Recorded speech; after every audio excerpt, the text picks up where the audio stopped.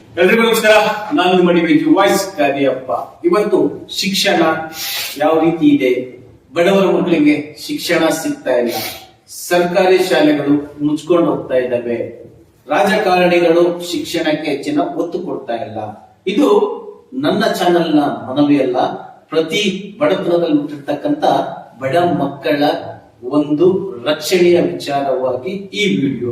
ಯಾಕೆ ಅಂತ ಹೇಳಿದ್ರೆ ಈಗ ಪ್ರತಿ ಹಳ್ಳಿಗಳಲ್ಲೂ ಪ್ರತಿ ಗ್ರಾಮಗಳಲ್ಲೂ ಸರ್ಕಾರಿ ಶಾಲೆಗಳಿವೆ ಹಾಗೂ ಸರ್ಕಾರಿ ಪ್ರಾಥಮಿಕ ಹಿರಿಯ ಅಥವಾ ಕಿರಿಯ ಶಾಲೆಗಳಿವೆ. ಅದೇ ರೀತಿಯಾಗಿ ಶಿಕ್ಷಣ SSLC ಅವರಿಗೂ ಮಾತ್ರ ಈ ಸರ್ಕಾರಿ ಶಾಲೆಗಳಲ್ಲಿ ಸಿಗುತ್ತೆ.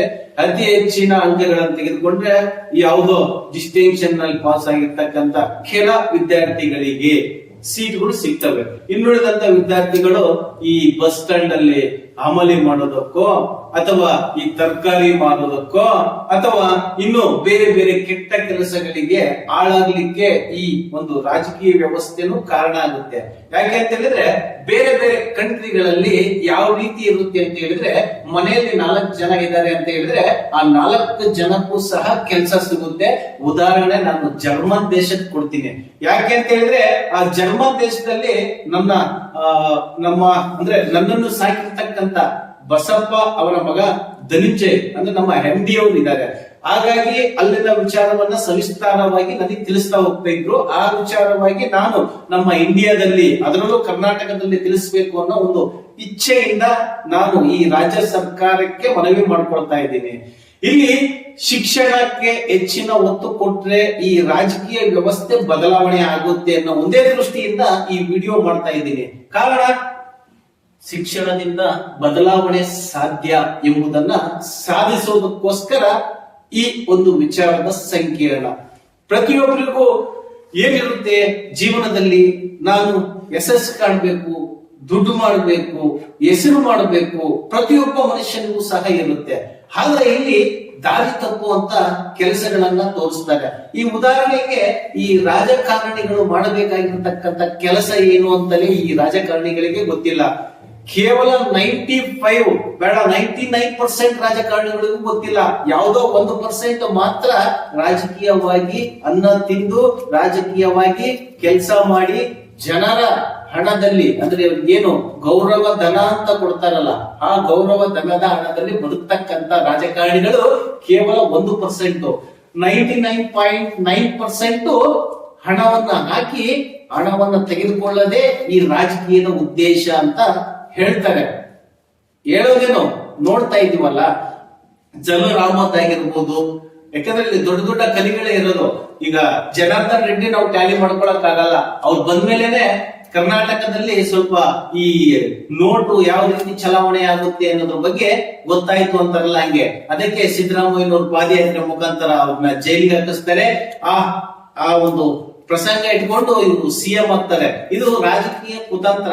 ಯಾವ ರೀತಿ ಕುತಂತ್ರ ಇರುತ್ತೆ ಅಂತ ಹೇಳಿದ್ರೆ, ಇವರಿಗೆಲ್ಲರಿಗೂ ಶಿಕ್ಷಣ ಇಲ್ದವರು ರಾಜಕಾರಣಿಗಳ ಹಿಂದೆ ಅಡ್ಡಾಡೋದು.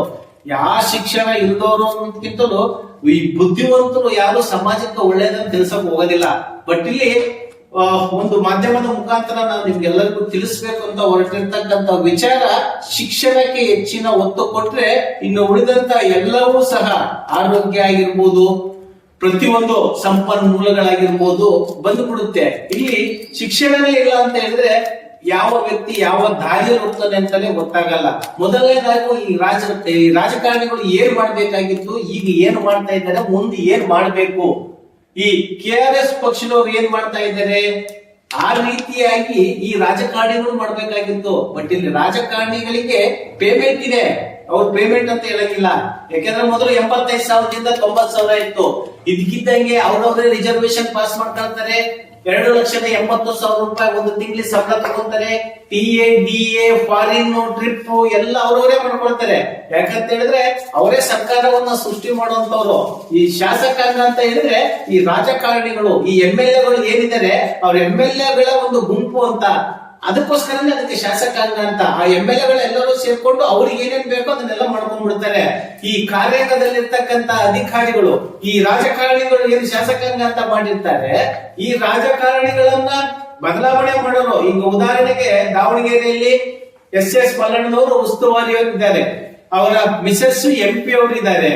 ಈಗ ದಕ್ಷಿಣಕ್ಕೆ ಯಾರು ನಿಲ್ಲಿಸಬೇಕು ಅಂತ ಹೇಳಿದ್ರೆ ಅವ್ರ ಕುಟುಂಬದಲ್ಲಿ ಇರ್ತಕ್ಕಂಥ ಹೆಸರೇ ಬರುತ್ತೆ ಹೊರತು ಆ ಏರಿಯಾದಲ್ಲಿ ಮುಸ್ಲಿಂ ಜನಸಂಖ್ಯೆ 50% ಇದೆ.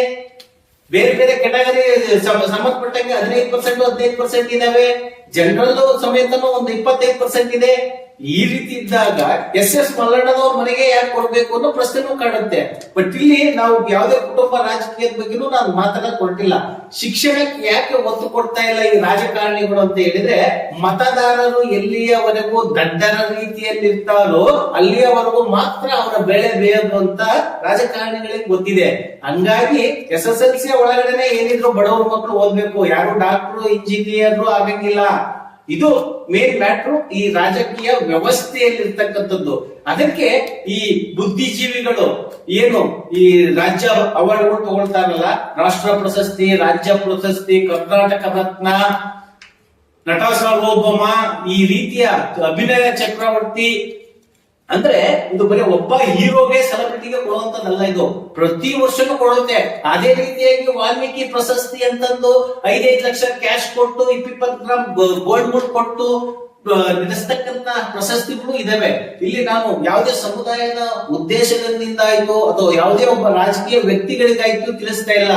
ಶಿಕ್ಷಣಕ್ಕೆ ಅವರು ಒತ್ತು ಕೊಟ್ರೆ ಅವರ ಬೇಳೆ ಬೇಯೋದಿಲ್ಲ ಅಂತ ಹೇಳಿ ಶಿಕ್ಷಣ ಒತ್ತು ಕೊಡ್ತಾ ಇಲ್ಲ.